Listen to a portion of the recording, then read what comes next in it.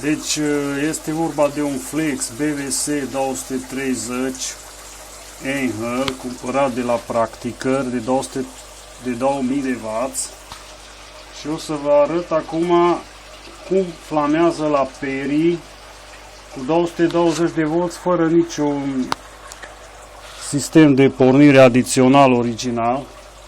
Deci atenție!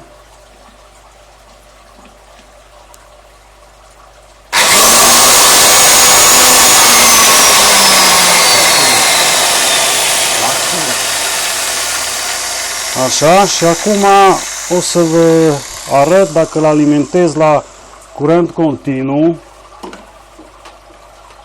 Imediat o să vă arăt cât de lin merge.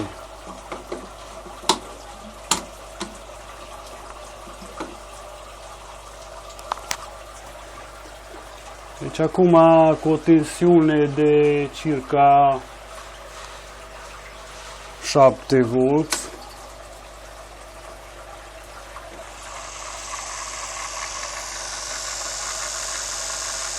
Deci se poate observa că nu agață, nu flamează deloc. Acum o să măresc puțin tensiunea.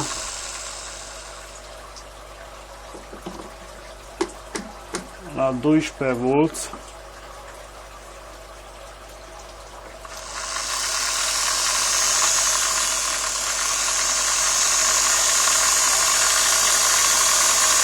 Deci se aude că nu face zgomot, nu agață, doar angrenajul ce face puțin zgomot. În rest scântei deloc.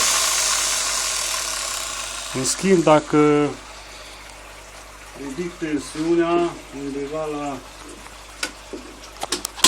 să vedem,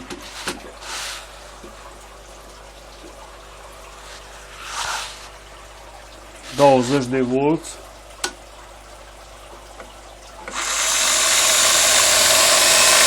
încep să apară flamele la Perry,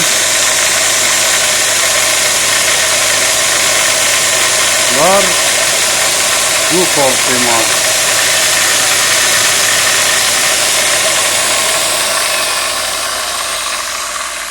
Se aude, rotorul merge destul de lin, iar acum o să încerc o tensiune de 30 de V, curent continuu.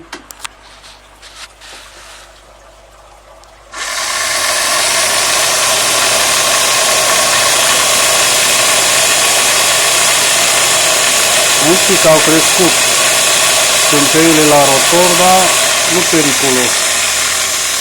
Deci o să-i mai fac încă o probă cu tensiune mai mică.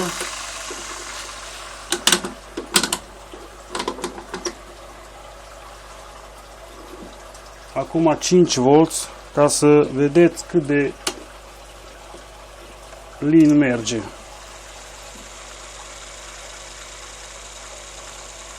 Deci se poate vedea că nu agață absolut deloc.